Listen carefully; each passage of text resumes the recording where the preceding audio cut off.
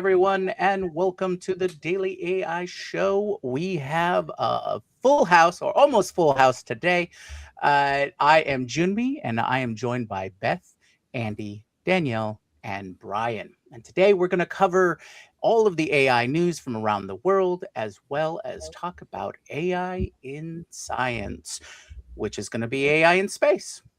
Okay, so let's get started. And Andy, do you have a AI news story that you want to cover for today? You're on mute. Sure. I'll talk about the new information that's come out around the Mythos suspended release, or let's just say the Mythos pre-release. It's Mythos preview that's being provided to a very large number of leading players in industry, including Amazon Web Services, Broadcom, Apple, Cisco, CrowdStrike, Google, the Linux Foundation, Microsoft, NVIDIA, and Palo Alto Networks. They're all given the Mythos code in preview form because Anthropic is worried about the damage that model's autonomous capabilities could cause. And so they feel like there's a need to prepare everyone with safeguards against the possible things that this Mythos model's level of capability could impose in the cybersecurity space particularly. So I think we spoke briefly about it yesterday, but I wanted to share one angle that I wasn't clear about yesterday, and that is what happened in its testing that made it so concerning to Anthropic that they're doing this preview launch release to kind of get everybody to harden their systems quickly before they release this in general release, so that nefarious actors could use it to exploit cybersecurity vulnerabilities. So here's what happened. First of all, on an internal test, Mythos emailed a researcher from a session that wasn't supposed to have any internet access. So it found a way to email the researcher. Second, it's shown these similar to bad actor kind of behaviors in its testing. And this is in red team testing, right? The head of red team. So they didn't do anything dramatic, though, here. They didn't explain, as they did earlier when Anthropic's models showed the ability to kind of deceive and manipulate. But that was done with intentional effort to kind of create circumstances in which the model was highly motivated to preserve and protect itself. Okay, so here's some of the things that Mythos did during testing. It acted as a ruthless business operator, acting like a cutthroat executive, turning a competitor into a dependent wholesale customer, threatening to cut off supply to control pricing, and keeping extra supplier shipments it hadn't paid for. That's not so nice. Okay. Secondly, it hacked. It developed a multi-step exploit to break out of restricted internet access. That's the one that I mentioned before, gained broader connectivity, and posted details of the exploit on obscure public websites to kind of brag about what it had done, but not in a really obvious way. It showed behavior that was hiding what it was doing. In rare cases, very small number of interactions, Mythos used a prohibited method to get an answer, then tried to resolve it, to avoid detection. So it stole the answer and then tried to fake that it was resolving the answer itself rather than having stolen it. Finally, it did an action where it manipulated a judge. And when Mythos was working on a coding task graded by another AI, it watched the judge reject its submission, then attempted a prompt injection attack on the grader. Wow. So okay. there's some post-training that's required here, right, when you discover those kinds of behaviors. And importantly, to just kind of rewind to what we said yesterday, what was discovered by application of Mythos in these cybersecurity spaces was that it was able to develop exploits way beyond what human people had earlier been able to resolve defenses against, over many, many years. And so they want to make sure, Anthropic wants to make sure that this doesn't happen in a way that, once releasing their model, other players can actually exploit all those major players that you saw out there and their platforms in a way that is damaging to the operation of the internet. Did Anthropic explain or have an explanation of why these behaviors manifested, or a guess to that? No, my guess is that these are emergent behaviors. When you train a very high level frontier model, it's learned from millions of examples of bad actors that are humans. I mean, it's studied very carefully the cybersecurity space and what people do to exploit it. So now that's just inherent in its representations, and it can, those things can surface under certain circumstances. And I want to point out also very rare circumstances. This is a red team like finding a 0.001% incidence rate of this kind of behavior. Still means it happened. Yeah. Right. It doesn't matter how rare it is. If it happened once, it happened. I want to point out that part of Project Glasswing, they gave $100 million in compute credits to 12 different organizations, and those are all the major players. Amazon, then AWS, maybe separate from Amazon. I'm not sure why they name them twice, but anyway, AWS is massive, so maybe that's why. Google, Microsoft, Apple, Nvidia, Cisco, CrowdStrike, Palo Alto Networks. That one I don't know. JP Morgan Chase, and the Linux Foundation. And Broadcom. So not a whole lot. I mean, 12 different organizations have access to this model, but it's in very, very limited, release, Actually, 40 have access, but 12 are big enough names that they're naming them to get people's attention or something, because there are more that were given it, and specifically cybersecurity companies, right? Which is excellent. Yes. Include them in the list, please. That's then AI Breakfast is wrong on that. That's where I got the information from. So they said only 12 organizations have access, so they misspoke. Gotcha.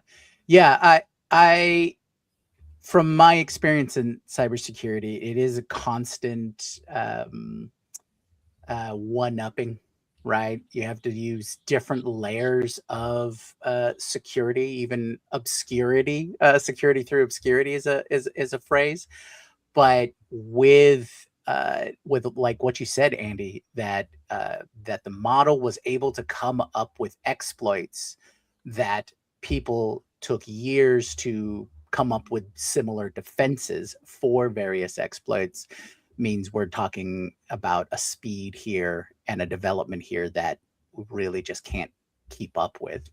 That was one of the early spaces. Cybersecurity was one of the early spaces that was really lagging, right? When we talked about the advent of AI and how it was going to be integrated into enterprise and things like that. So it looks like with Mythos, we've got another gap, and they're doing their good neighbor responsibilities for working with these other organizations. The fact that they didn't try to explain, or maybe they just didn't know exactly what these behaviors were, but emergent behaviors based on the enough data set out there to then create or emerge these behaviors from that, does mean that there's probably, I think for most people, they don't imagine bad actors having such a doing enough out there, because we don't hear enough stories in the day-to-day to realize that there is that much bad acting, if you will, out in the space. So something definitely to keep an eye on. I don't think this is going to be going away anytime soon. And when did they release this out to these 40 or so companies? Got to be at least a week ago now, right? Maybe we started talking about this about a week ago, so maybe before it hit the news wires, maybe a little bit before that. I'd imagine before that, but we started talking about Mythos, I think, a week ago. Gotcha. Gotcha. which was a rumor, right? Mythos Yeah. is Yeah. existing and dropping. So yeah, hopefully a little longer than that. But Yeah, you would hope. You would hope we weren't hearing about it like on the day, the metric of like release to secret companies, how long does it take to leak? Okay, so do we track that as like Yeah. it takes 5 days? So a week plus 5 days, we don't know. Right. So have they But- only had 7 days to prepare their systems? And they didn't mention when they're going to release Mythos, right? Anthropic, like to the general public. No, haven't they said have that, not. right? Okay. They have not They committed may to not. that. I don't know. Yeah. But also, they did reference a new version of Opus, so 4.75, whatever that's going to be, and that is part of this hardening story. And I'm Mhm. trying to find the place because I was talking to Grok about it, and because it was a post on X, which is why I was talking to Grok. But there is a play in this about what they're learning with Mythos, hardening the new release for Anthropic, right? So it's being deployed internally as well as externally. And my sense from that, I'm inferring things, is that we may see the new Opus model before we see a general release of Mythos, particularly behaviors are like 0.001% possible, right? The phrasing, I think, is that the Mythos preview will not be released, but that the company has a goal of eventually releasing models of this scale to the public. But Mythos is an internal model, and we've talked repeatedly about the idea that what we see, the level of intelligence that we see and that we can practice with the models that are accessible to us is quite far behind what's behind the screens, right? Like there's inside these companies, including OpenAI, by the way, which said that, oh yeah, us too, our next model is so powerful that we're going to release it in 2 stages like this too, which is new, right? Previously, as soon as a model was kind of tidied up, it went out and it was, there was the race underway. Now we're reaching a level that is reminiscent of the discussions we had about Prometheus and its incredible power. We're starting to sense that that's what's happening with the model development space at present. And now we're having to kind of contain them, like let's build some firewalls around these things before they go out. And only then can we release them because they have the potential to do damage. Andy, can you give us a quick context for Prometheus again? Yeah, Max Tegmark, a professor at MIT and a major thought leader in the world of AI, wrote a book several years ago called Life 3.0, I think is the name of the book. And we talked about it in 2023 when we started reading it. And it tells a tale at the beginning of a group of AI researchers who develop a highly intelligent model that eventually reaches the point where they can allow it to recursively redesign itself. And it does this in such rapid fashion that it then is used by that group of people to basically dominate the world economy in months and take over the world in effect. And that Prometheus Unbound kind of narrative is what we're trying to defend against now with this 2-stage first cybersecurity, hardening is the right term, Beth. Let's harden our systems against the possible exploits here by using the same model to identify where those exploits could be undertaken, and then put in place those defense mechanisms. By the way, all of this, being done by Anthropic is, I think, and commentators think, is reflective of their commitment to the core mission of responsible AI deployment. And I really liked this. It says the sentiment was echoed by, I love the title of this guy, Adam Myers, the Senior Vice President of Counter Adversary Operations at CrowdStrike. So CrowdStrike is a major cybersecurity defense platform and a Right. major technology company that's public.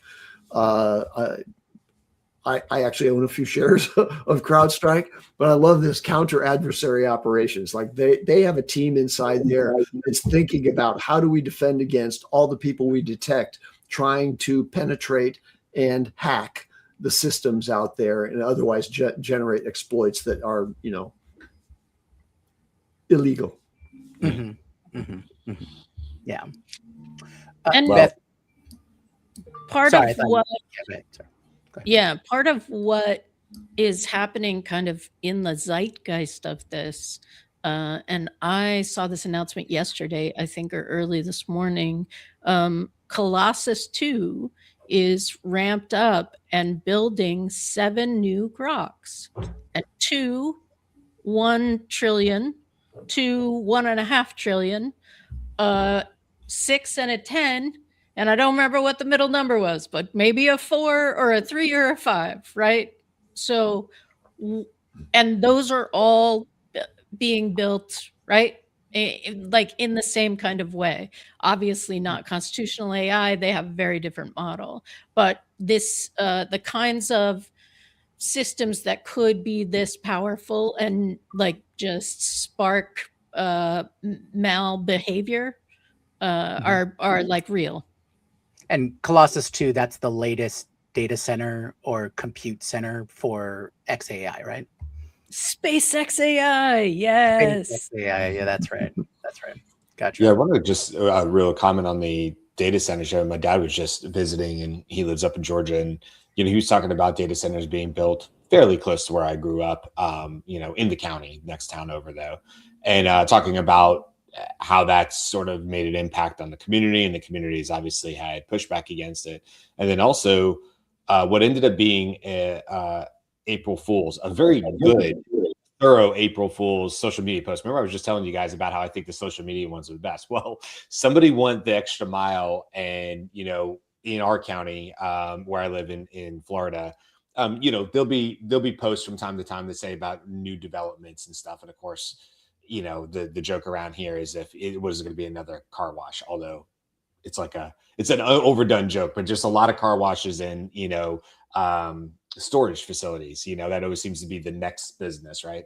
Anyway, so they had mocked it up pretty well with some graphics, and it was about a data center being built really right up the road from me, and actually where there is a large swath of land. So it all made sense. I mean, it was well done, and they mapped out the corners of it at the very, very end of this very long post talking about there'll be public, conversations about it, about where the county wants to go with it. It said April Fool's, right? Well, that didn't stop the hundreds of comments underneath it of people who either didn't read as far as April Fool's or were so riled up about the idea of a data center, even though it was fake, they were acting on it as if it was like not in our town type of stuff. And the reality is, I mean, that's all well and good. But my point is, at least for me, I know this is not for everybody listening to the show, because you may live next to a data center being built and be listening to us somewhere around the world. But it always felt like an over there type of thing. Oh, they're building data centers over there. Oh, they're over in Memphis. Oh, they're over in Texas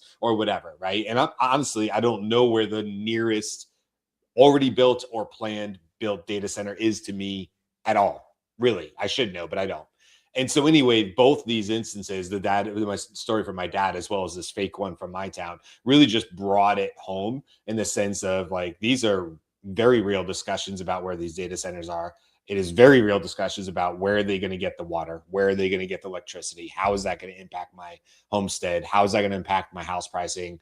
How are you ensuring county government, whatever, that I'm not going to my taxes aren't going to rise because you're putting this data center such and such, and then all the jobs, and it's going to produce so many jobs, yada, yada, yada, all those things. So anyway, it's not a news story, just more to say like, it's coming to your town, and if you don't think that's the case, maybe look and see around you. It could very well be that there's data centers being built, maybe not at the scale of these super, super giga, space, whatever's that they're building, that are, a mile wide or something, but that doesn't mean they're not being built. They're not somewhere local to you. So just a heads up, I guess, if anything else is maybe, I think I need to do a little research and find out just in fact where data centers are currently either being proposed or already breaking ground in the state of Florida. You know, I'm in Central Florida, but still. Yeah, Gareth is making the assumption if you don't know, it's not near you yet. Right. Well, that may not be the case though. Right. Yeah, that may not be the case. My point is it could have been the April Fool's one could have been real. And I would have been finding out about it as the county had already agreed to break ground. Oh, yes. You know what I mean? That's well down the line of, hey, I have something to say about this as they're putting shovels in the dirt. You know, and going, yeah, no, we had a secret, you know, everybody come out and talk about it meeting. That was 6 months ago. You know, you could have come, you know, it's like, oh, so, you know, posted it in the men's bathroom at Chuck E. Cheese. I don't know why you didn't get notified. Yeah, like I said, not necessarily a news story. And the only other thing I was going to say too is more of a joke than anything, but I am glad that it sounds like Mythos, you know, when it gets out there, has read the art of the deal and is ready to take action where action needs to be taken. So I know I said it. It wasn't Andy, it was me. But it made Andy smile, so that's all I care about. Moving on, Jimmy. Right. If you think a data center is coming your way, just say winter is coming. Okay, Danielle, I want to know what story you've prepared for us today. Well, I was just Brian, your whole thing was that what I learned from all that is nobody knows how to read. That's what I learned, that nobody reads the whole thing anymore. Like the very end, across the board. That's what I learned, which goes back to my wondering, should I keep posting on Substack or not? Because yeah. I don't know. So, you know, Mythos was like on the top of my brain as well, but we've kind of already went over a lot of that. But one of the things that kind of caught my eye, Boston Consulting Group's one of my favorite things to go to. I'm a big fan of Boston Consulting Group. That's my dream retirement job outside of working at Disney World. So one or the other has to work out. But they came out a few days ago with the actual reshaping of jobs. I think it came out on the 3rd. And one of the things I found very interesting about it is they had a more, I want to say, conservative look at it, which was 10 to 15% of job loss, not this like 900% job loss. Like it was 10 to 15% of job loss. The biggest migration was the change of how we implement jobs and the upskilling. And the biggest problem that we're going to have is upskilling the human in the workforce to be able to redefine how they do their job. So it goes back to the desperate need for SMEs, for being subject matter experts, for having the expertise of what you kind of do and being able to oversee the AI and being trained in AI. That's the biggest job loss kind of thing. If you're not willing to move in that direction, the possibility of you losing job to somebody who is willing to do that is literally where that quote job loss will be. And that was more of like a 40 to 50% of the job quote loss, but they didn't call it job loss. They just called it job change. Just as all jobs change happens when things happen and technology changes and stuff like that, right? You're no longer one person like hoeing, the fields and stuff like that. You got a tractor or something. I don't know farming, plowing the fields. So, but I loved this because it really felt, they have tons of data points. I'm not going to go through the whole thing because it is a Boston Consulting paper. So it's 4,000 pages. But at the end of the day, one of the things I really loved about it is that it's super critical in the next 2 to 3 years to really learn about task automation and agentic AI and how it applies to your job to continue doing what you're doing and to also understand that it's the lower quote level jobs, AKA like call centers kind of thing. But to understand that it's not 100%, it's not 90%, it's more like 10 to 15% is what they're seeing as far as quote job loss across the United States as a whole.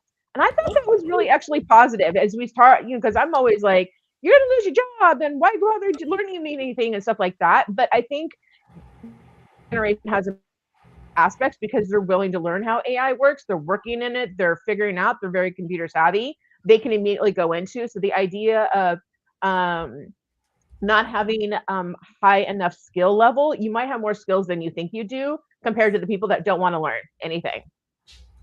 that want Yeah, to stay so where they this- are.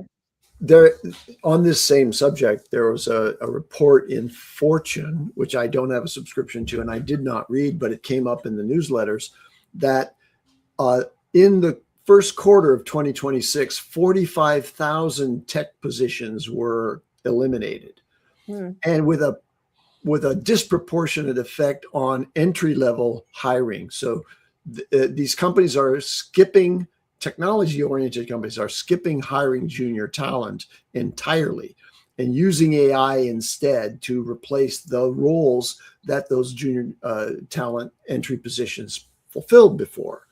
But at the same time, they note that AI skilled workers, compared to those who do not practice AI in their workflows, earn 56% more than the people who don't. So there's a big incentive, not only to retain your position if you're in the spot already, but also for people who are trying to get an entry-level position to kind of bypass the entry-level position by developing the AI skills before you even enter the job market. Yeah. So if you can jump past the entry-level position and deliver AI skill sets to an enterprise or even a small to medium enterprise, then I think you're in a good position. But this goes back to AI literacy and AI practice, importantly, because the advice that's being given more often than not that I read is don't just try to learn about it. Start building. Start building now. Use the tools and build something, because you need to be able to demonstrate something that you've done using AI, not just that you can talk the lingo. Yeah. Right. I think it's one of the things. Go ahead. Sorry, Beth. No, I was going to say, Danielle. I was going to say, I totally agree with you, Andy. One of the things, I'll just take myself as an example, because I have a network engineering background, right? And so when it came to having to do the computer science part of the degree, I suck at it because I have really bad dyslexia. I don't give a rat's ass about typing out anything, right? Whatever. So, but what I love about it, because it's been so long since I've been doing anything in Python or anything, having the AI re-teach me, build me a curriculum to learn what you're doing has probably been the fastest way that I've upskilled my ability to use the coding again than anything out in school. And that's, yay, dyslexics, I see that. Like, so the fact of the matter is that even if you are, quote, a beginning software engineer, or you're thinking about going into that, you can upskill your engineering and your junior level way faster, I think, using AI. Because I learned it in a month, would have taken me 6 months in college to learn, because I was immediately in there applicating, building what I'm doing, working on a project that I enjoyed, and figuring it out while asking, why are you doing this? Why is this working? What does that mean? That kind of thing, and having that interaction of learning. And that's a different learning style altogether, but I think that's the way we're going to be able to have those people that have the skill sets in Whisperflow. Yes, absolutely. Having the skill sets in AI and also being work in the software engineering expertise, or whatever it is that you want to work in and stuff like that. Just being able to use AI to learn faster, for me, it's been a great benefit. It's been amazing. We've been working with companies, and I think there's a lot more work to be done just on onboarding, because we know the potential of doing hyper personalized onboarding. We know it's possible today. It's not easy. I don't care if you throw AI at it. It's still not an easy problem to solve, because there's so much institutional knowledge that has to be drawn out that could be siloed. It could be in a lot of different areas, especially with larger companies. But the potential is there. And I actually think, if I had to be honest, I think more of my clients get excited about that idea, because just take a typical sales role. Your typical onboarding would be anywhere from 60 to 90 days. That means you're taking somebody who already knows how to sell, so they innately have the ability to sell, or consider themselves good at it, however you want to define that. But they don't know necessarily the new company they're working for. And so there's an on-ramp, right? But most companies would be hoping that you are being a contributor to the bottom line of the company by about 90 days. And that varies based on the complexity. Now, I work with a lot of clients who have, some are very easy. It's one product, right? And then 10 variations of that product, but pretty easy to wrap your head around. Other clients I work with, man, I've worked with them for months, and I'm still like, now, wait, what what part of this product, and I'm like, how does anybody keep any of this clear? And they're like, yeah, it's complex. And then if you get into the companies that have really deep technical docs that go along with it, that gets really complex too. Mhm. So the reason I say all this is where AI, I agree with you, Danielle, is like it can have such a massive improvement is, number one, you should be able to hire more people that don't necessarily have the skill set that you need. You're hiring them because they meet on soft skills, because you think they're a good fit for the company, because they have a positive attitude, because they work well with others, those kind of things. And then you go, okay, great. We're so happy to have you at the company. You're not even going to touch the company for the first month. We've got this personalized setup. We've done some intakes with you. We had you do a couple of surveys, and we feel like we know what your Briggs-Meyer is, right? And we're going to set this up and associate this in a way that you are learning our products and all in the best way possible for you. You have dyslexia, you have whatever it is, right? That's going to meet your needs, because that's what's going to get somebody ramped up in 30 days. Yeah. And they're going to be a productive seller, a productive marketer, productive, your wheelhouse of things. So I really think this is not to say it's untouched, because I'm sure there's companies out there who are doing this brilliantly already. But if I had to just put a pulse on really all of my clients, if I went to every one of them and said, we have solved onboarding just for sales, not even getting into the rest of GTM, just for sales, we've solved onboarding, and we now show an average of 30 days. They'd be like, take my money and say less. Yeah. I mean, that's how much of a potential I think is there for it. Yeah. Yeah. I 100,000 times, if I could jump up for joy, but it's too early in the morning, I would absolutely do that. 100% agree, Ryan. I really do. I really love what you said about like hiring for the company culture fit, not just simply because of skills. And I have a whole half of my brain dedicated to that conversation in and of itself, because it's so important. It's so important on so many levels. But I mean, I want to get to the fun sciencey thing too, so I'm going to be quiet. That's my news. Well, whoa. Okay. Well, that's all right. Sorry, I didn't get to the science yet. That's the wrong button. That's the wrong button, Danielle. Come back. Yeah. This is what we're seeing with the new co-host, right? Yeah. That the biggest difference is recognizing when you're clicking the button that's going to close the room, or just another tab. We love it. There we go. Oh, hands up. It's okay. All right. Well, it's okay, taking it from Danielle, before we move on to AI and science, I want to wrap up the news a little bit. Beth, did you have a particular news story that you wanted to cover? So there's a new paper out from Stanford. At least it's new to me. Yes. Dropped 2nd of April.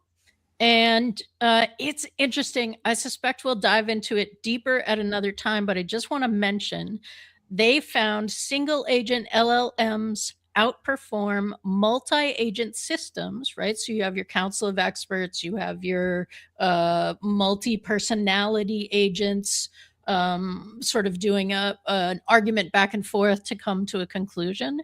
They found that the single agent LLM reasoning outperform multi-systems on multi-hop reasoning under equal thinking token budgets. And there is a gap or a flaw in the way that that sub-agents or multiple agents are counting the token budgets. So it seems like they're getting more because they're actually thinking more. But when you measure the effect of the thinking, it isn't actually it doesn't correlate, right? It's just using more stuff. It's not actually doing better or faster or any of those things. So that is an interesting thing, because we are going into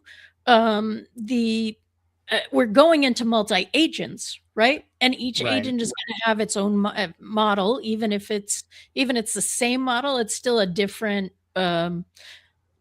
it's a different thing doing thinking that is going to collaborate. So I think we're going to be looking at this. We're going to be paying attention to it. It is interesting. And the thing that it reminds me of is a while back, we saw some research that said if you reduce the resources that the AI has, if you reduce the token budget, the thinking budget, it does better, because it I don't know, prioritizes things Makes that it work, fit or something. Yeah. right? Like it reasons harder, I guess.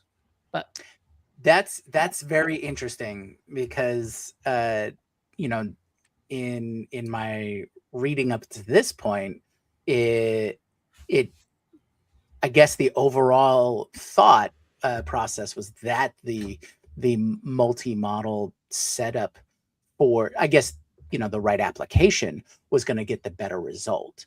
So, but this is comparing the same token budget, right? Is it Yep. comparing results at all, or just results based on how much tokens that is being allowed?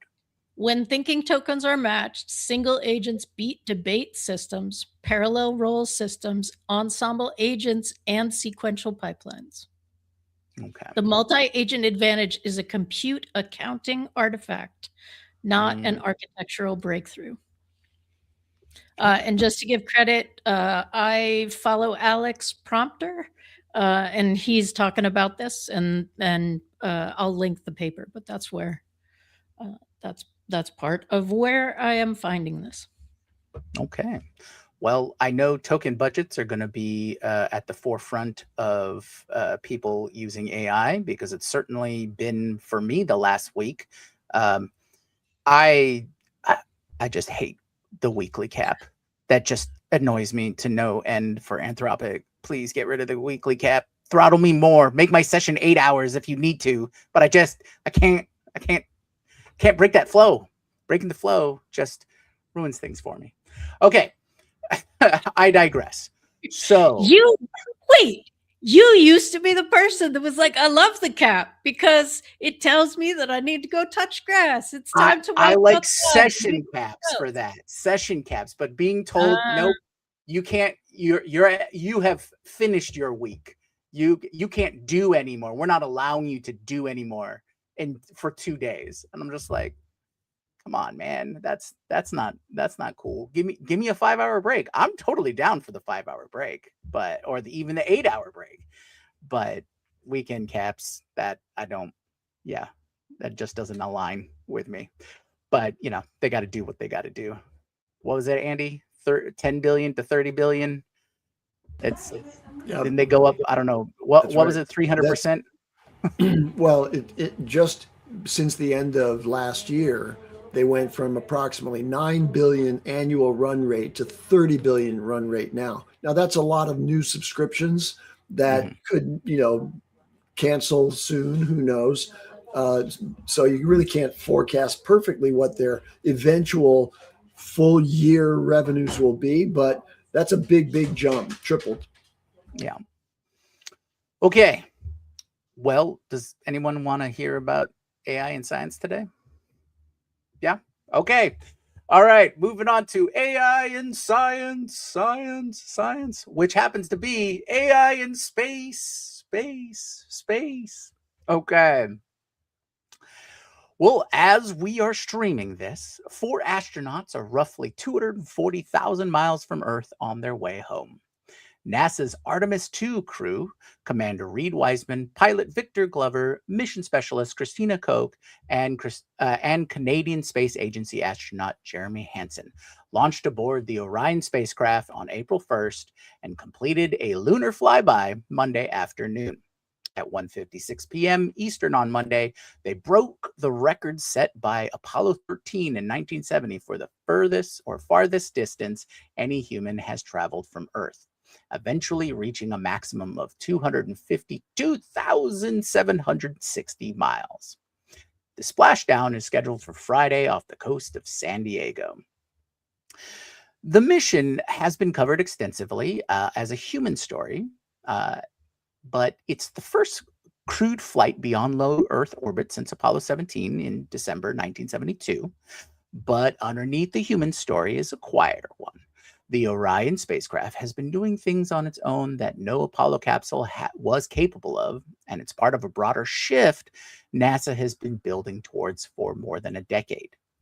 Deep space missions, where the spacecraft itself, not mission control in Houston, makes most of the moment-to-moment decisions. According to AI Magazine's pre-launch analysis, while the astronauts manually fly Orion at intervals to test its handling, the vast majority of trajectory and life support monitoring is handled by automated systems rather than ground operators. That's a meaningful change from Apollo and sets up where human spaceflight is going next. The deeper a crewed spacecraft travels from Earth, the less useful real-time ground control becomes. This is not necessarily a software problem, it's just physics. Radio signals travel at the speed of light, which is fast enough to feel instantaneous on Earth, but at lunar distances, the round-trip delay is already noticeable at roughly 2.5 seconds. At Mars distances, that round trip stretches between 8 and 40 minutes, depending on planetary alignment. There's also the blackout problem. When Orion swung around the far side of the moon on Monday, the moon itself blocked all radio communications between the spacecraft and Earth for approximately 41 minutes. During that window, the crew and the spacecraft were entirely on their own. No commands from Houston, no telemetry going home, and no real-time troubleshooting. The free return trajectory Artemis 2 is flying. It's the same orbital architecture that brought Apollo 13 crew back home in 1970, provides a built-in safety net. Even if the main engine had failed, the moon's gravity would have swung the capsule back towards Earth. But the navigation, the systems monitoring, and the response to anything unexpected during that 41 minutes were entirely the responsibility of the spacecraft itself. That's a constraint that Apollo never had to fully solve. Apollo missions stayed in nearly continuous contact with Houston and relied on ground-based computation for most critical calculations. The onboard Apollo guidance computer was a remarkable piece of engineering for its time, but its computing power is roughly comparable to a basic pocket calculator today. Everything more complex than that was handled by mainframes in Houston with humans in the loop. As NASA's missions pushed farther and stayed out longer, the model stops working. And Artemis 2 is the first crewed mission designed from the ground up around that reality.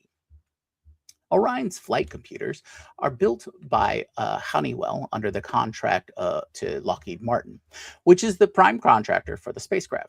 According to a Honeywell press release issued the day of the launch, the company supplies 14 different product types for the Artemis crewed missions, including the vehicle management computer that serves as Orion's central computing platform, the inertial measurement system, the GPS receiver, the displays and hand controllers in the cabin, and the avionics software that ties it all together. The vehicle management computers themselves are a generational leap over anything humans have flown before. According to Lockheed Martin, each of Orion's redundant flight computers is approximately 20,000 times faster than the computer on Apollo and 25 times faster than the flight computers on the International Space Station. Orion's internal data network is a gigabit Ethernet, the same basic network technology in modern offices, and can move data roughly 1,000 times faster than the systems on the Space Shuttle and ISS. There are 5 independent flight computers on board, not because anyone expects to use all 5 at once, but because deep space is a hostile environment for electronics. High energy particles from cosmic radiation can flip individual bits inside a processor at any time. The defense is called triple modular redundancy. Critical calculations run on 3 processors simultaneously. The results are compared, and if one disagrees with the other 2, the outlier gets outvoted and ignored. For navigation, Orion's guidance, navigation, and control system, known as GNC, combines 2 inertial measurement units, optical star trackers and optical navigation cameras that photograph the moon and Earth against the background stars. GPS doesn't work beyond Earth orbit. Satellites are too far below, and their geometry is just wrong for tracking spacecraft at lunar distances. So Orion has to know where it is by combining what its gyroscopes and accelerometers measure with what its cameras can see in the sky. The system handles this continuously without requiring ground input. Scott Modesett, Lockheed Martin's Artemis 2 mission manager, described the significance of the avionics during the original Power On test. He says, firing up the avionics inside a spacecraft that will send humans back to the moon for the first time in 50 years is a significant event. Our test team and flight systems all did their jobs and performed expectedly well during the tests. The crew has been actively flying Orion at intervals during the mission to test its manual handling characteristics. It's part of the test flight purpose. But the spacecraft has handled most of the operation workload itself. Mission Commander Reed Weissman told the BBC before launch, "It is a test mission and we are ready for every scenario." That readiness is partly the crew and partly the layer of automation underneath them. So the autonomy on Orion is sophisticated, but it's deliberately conservative. Radiation-hardened processors, several generations behind consumer chips, classical control algorithms, and no large language models running anywhere on the spacecraft. NASA's other ongoing experiment in space autonomy is more ambitious, and it's already operational on another planet. So in December of 2025, NASA's Perseverance rover completed the first drives on another world that were planned entirely by generative AI. JPL announced that the demonstration in late January. On December 8th and December 10th, Perseverance drove a combined 1,496 feet across the Jezero crater on Mars using waypoints generated by vision language models, a type of generative AI that can analyze images and produce structured outputs. The work was a collaboration between JPL's Rover Operations Center and Anthropic, using the company's Claude AI models. The AI analyzed the same high-resolution orbital images and terrain data that human rover planners normally use.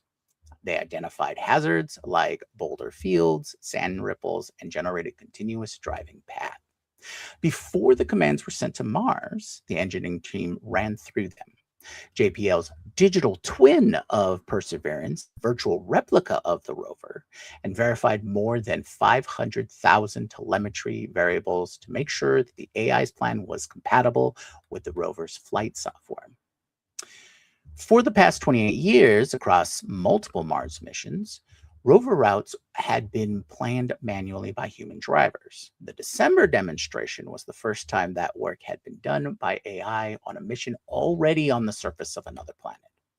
Vandy Verma, the space roboticist at JPL and a member of the Perseverance engineering team, said in the JPL press release, "The fundamental elements of generative AI are showing a lot of promise in streamlining the pillars of autonomous navigation for off-planet driving perception, seeing the rocks and ripples, localization, knowing where they are, and planning and control, deciding and executing the safest path. We are moving towards a day where generative AI and other smart tools will help our surface rovers handle kilometer-scale drives while minimizing operator workload, and flag interesting surface features for our science team by scouring huge volumes of rover images."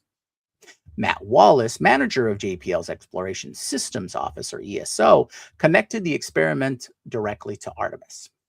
"Imagine intelligent systems not only on the ground at Earth, but also in edge applications in our rovers, helicopters, drones, and other surface elements trained with the collective wisdom of our NASA engineers, scientists, and astronauts. That is the game-changing technology we need to establish the infrastructure and systems required for a permanent human presence on the moon and take the US to Mars and beyond." So that's the through line. The autonomy on Orion is the conservative end of the spectrum, and the AI on Perseverance is the experimental end. Both are being developed by the same agency for the same long-term reason. Missions are getting farther, longer, and more complex. The spacecraft has to be able to handle more of its own operations. Now, according to Fortune Business Insights, AI in space operations market was valued at $2.3 billion in 2025 and is projected to reach roughly $15 billion by 2034. The Brookings Institution, citing McKinsey, estimated the broader space economy at $61.3 billion in 2024, and projected could reach 1.8 trillion by 2035. The number of satellites in orbit is approaching 15,000 and is expected to reach 100,000 by 2030. NASA's Earth Observation Archive alone has surpassed 100 petabytes. At those volumes, no ground team can keep pace without machine learning doing a substantial portion of the analysis. The honest caveat here is that the AI in this context covers a wide range of capabilities, and not all of them are operating at the same level of maturity. Orion's autonomy is a largely classical control engineering and deterministic algorithms running on radiation-hardened hardware. The Perseverance demonstration uses a generative AI model, but only for route planning, only on 2 specific drives, and only after output had been checked against the digital twin and 500,000 telemetry variables. The NASA administrator, Jared Isaacman, in the JPL press release, framed it carefully. He says, "This demonstration shows how far our capabilities have advanced and broadens how we will explore other worlds. It's a strong example of teams applying new technology carefully and responsibly in real operations." Keyword here is carefully. Nothing about the way NASA is integrating AI into deep space missions resembles consumer-grade AI deployment. The cost of a wrong answer is too high.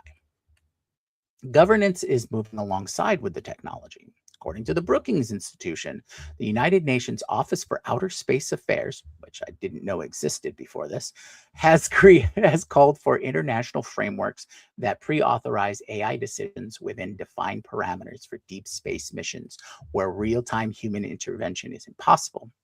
That's a slightly different governance model than anything we currently have in place for AI on Earth, and it's being shaped now while Artemis is still in its early flights. For Artemis 2 specifically, Splashdown on Friday will close out a successful proof of concept for the first crewed Orion flight. Artemis 3 is targeted for 2027 and is intended to test integrated operations between Orion and commercial landers. Artemis 4, currently planned for early 2028, is intended to be the first crewed lunar landing since Apollo 17 in 1972. Each of those missions will lean more heavily on autonomous systems than the one before, not because NASA's in any hurry to remove humans from the loop, but because the missions themselves are pushing past the point where keeping humans in the loop on every decision is physically possible. So a lot of stuff has gone on in space, and our approach to AI in space travel, space sciences, and things like that are sort of highlighted by the two paths there. You know, the either very conservative, we're just going to use tried and true methods, just newer versions of them, and then of course, yeah, we'll try it out on a rover on Mars, but we're certainly not going to do it in our crewed missions right now. So the question for the day that I want to pose to everybody in chat, and of course everybody here. So NASA's running those 2 very different AI strategies in parallel: extremely conservative autonomy on Artemis 2 and the experimental generative AI on Perseverance. Which approach do we think will define the next decade of the space exploration? Cautious incrementalism or controlled risk-taking with newer models? That is the question I am posing for everyone. Ask it again. So basically, because NASA is has these 2 paths that they're sort of developing out for AI use in NASA missions. One is the conservative, where they're making incremental adjustments and building on, and then the other is experimental, using generative AI to start planning missions for their rovers and those kinds of things. And so they're kind of doing that in parallel right now. So right now, I guess it's the question is, which do you predict for the next decade is the biggest advancements or the direction that we're going to see space missions go towards? Are we going to see more on the conservative side, or do you think we're going to see on the more experimental side? Well, let me just jump in with one quick comment, which is I think manned space missions are not sensible. Why would we send humans up into space, especially on a long distance transit like to Mars? We're soon going to have embodied AI, within the time frame of when all of this should apply. I don't see any reason why there ought to be a conservative approach that leaves humans in the loop, on board the vehicle, as in the case of the current moon mission. I think ultimately it's kind of a human vanity that we're going to actually go and live on Mars, or that anybody's going to go live on Mars. I think it's misguided. And so I think I'm in favor of full autonomy for embodied AI to operate, and the body of that AI can be the ship itself. And it could also be a humanoid if you want, like, to see what a humanoid would be able to do in that space, right? Like, you have the ability, and we actually know from the early we made an amazing robot that is able to hand out drinks. Well, yes, it's a big robot puppet, right? We know that from the Optimus demos last year. So if you want a human walking on the moon, it doesn't necessarily need to be someone who is on the moon, right? They could be controlling the humanoid as well, and sort of doing that suit. I think that I think we'll see more autonomous experiments. I think that those will always come back right now to whether humans can survive. Like, it will be to the benefit of humanity. We're still thinking about humans being in these places and the benefit to being to humans. I'm not hearing anybody say, outside of data centers, we're going to put a whole like mining thing that's not human based on the moon. It's still within the human realm. Although if there was a mining base on the moon, it would definitely come back to the benefit of humans. We would use those minerals and do the things. But that's my view. I think autonomous experiments, it can go further, it can do more, right? And the cost in terms of life is less extreme. I mean, depending on the outcome of the thing. I'm not like, you're not risking your researcher by putting them in a suit and sending them in orbit. But I definitely agree with a lot of that. I will say I don't really I love the idea of going to space. That sounds like a fun time to me. So I'm okay with that. What I really want to do though is live Venus in the sky and have my Jetson style life. I really I'm not for Mars, I'm for Venus. Are you for Europia, whatever the hell it's called? I am for other planets and stuff. I like exploration. I like the stars. I'm very curious about what's going on out there. I really don't want to die in space. That doesn't sound like a good time to me. But also I love exploring, curiosity, and all that kind of stuff. So I think the idea of using AI to be curious and learn excites me on so many levels, even if I'm not physically going there. Unless I do have the opportunity to have my own personal Rosie robot and live in my little sky house, and stuff like that, and live my sci-fi fantasies right there. But I think agree. Staying close to Earth is the right thing. If you want to live in space, great.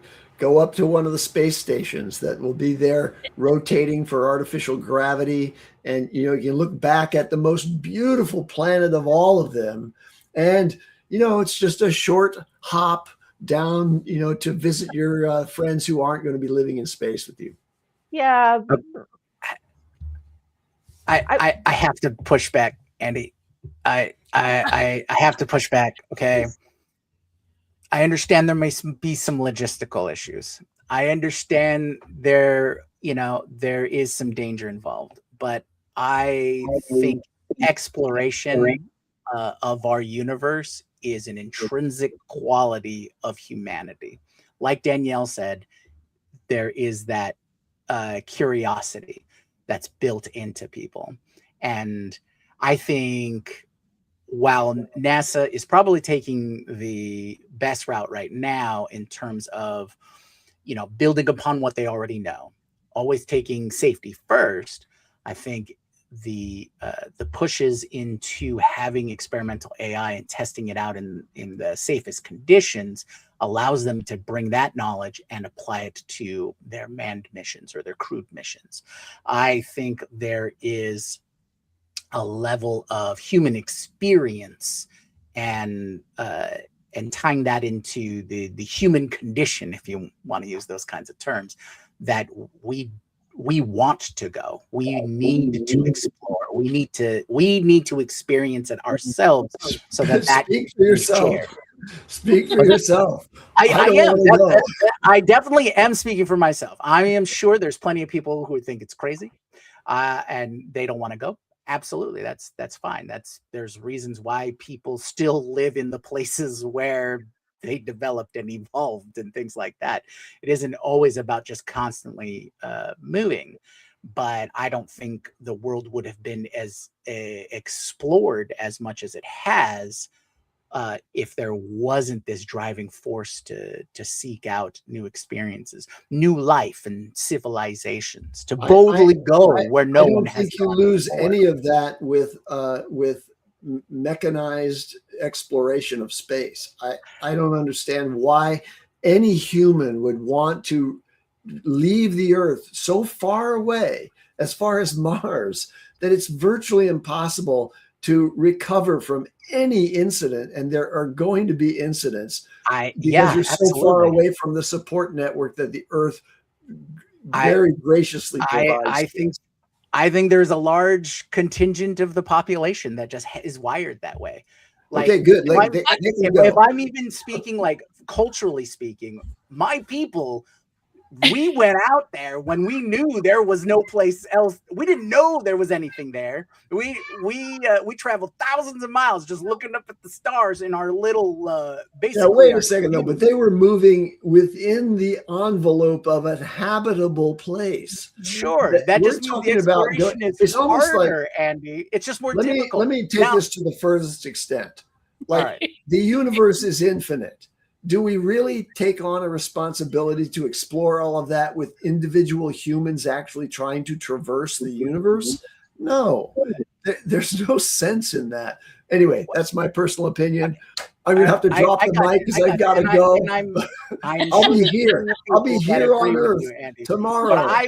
Look, if I had the chance to contribute by going to Mars, like right now, starting the first colony, and I knew that I would die there, like it's a one-way trip, I would go in a heartbeat. I'm sure there are many like you. Okay. I'm sure there is. Well, would you go if you knew you would die there? Like, I mean, that's 3 seconds before your foot hit, right? Like, what is the capacity of dying? I actually feel like what we saw in this, at least in our chat and our co-hosts, was this is a thing that everybody goes to their camp, right? Like, nah, absolutely. I'm in the absolutely. Like, I'm all on board. I'm on absolute. I'm gonna die anyways. What? Why stop having fun? Like, it's gonna happen anyways. Like, I could sit. Not that I don't love Earth. Like, let's cut to the chase. It's fucking beautiful here. But like, I mean, again, I would choose Venus over Mars any day of the week. Like, there's where I'm going. But if you put me on Hail Mary, we're on a mission. Like, I'm gonna go pet the rock. I'm on there. I'm on with the rocks. We're gonna go teach rocks at the end of it. Like, I'm fine. I'm good. So yeah. Sci-fi. Yeah. I'll read about it. I'll watch the live stream. Hey, I think it'd be great. I mean, look. I think the earliest mission to Mars is planned for like 2040. All right. That's I'll be definitely getting up there in the years by then. But if you told me now that I would be the one documenting it, I'd be like the filmmaker on Mars, or I'd be there as part of their news, documentation stuff and sending back video or whatever. I would do everything in my power right now to make sure I was there for 2040. I'm just saying that is like that is a goal to to achieve, right? I don't know. There's part of Love that it. achievement, exploring the universe, and hey, maybe we just got to hang on just a little bit longer until we meet the nice benevolent aliens that go pat us on the head. It's like, hey, we know you've been having a hard time. Here, let's help you. Let's help you over the next 100 years to start exploring the universe. But there's also the reason to explore, right? Yeah. Like, let's not, ooh, we really trashed this planet. Let's go find another planet. Maybe like solve some problems here before we are taking it, expanding the franchise. I think maybe we have some ops to clarify on Earth before we decide that our franchise should be universe wide. I'm calling humanity.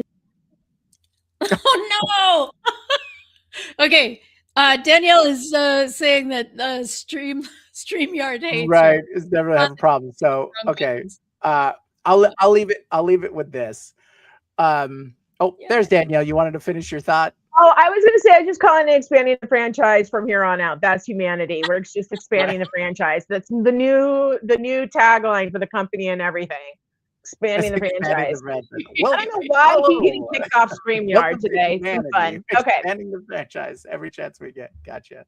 I just wanted to close out and say, I'm there. There is people's positions like Neil deGrasse Tyson that says, hey, we don't need to be going and terraforming Mars when we can apply that to us first. And when you're saying, yes, we got to take a look at ourselves before we want to go spread out ourselves in the universe.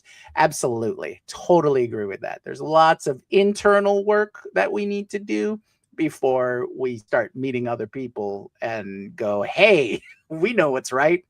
I don't know. But I'll leave it there. And I want to thank everybody in chat and everyone who's watching a little later. If you want to continue the conversation, please join us in our community at thedailyAIshowcommunity.com. This has been a fun episode for me and a great conversation. It has been, let me see, what show has it been? It's been episode 698, and this is April 8th, 2026, and this has been Daily AI Show. So remember, click the things that make the dings and keep your minds and your hearts open. Aloha.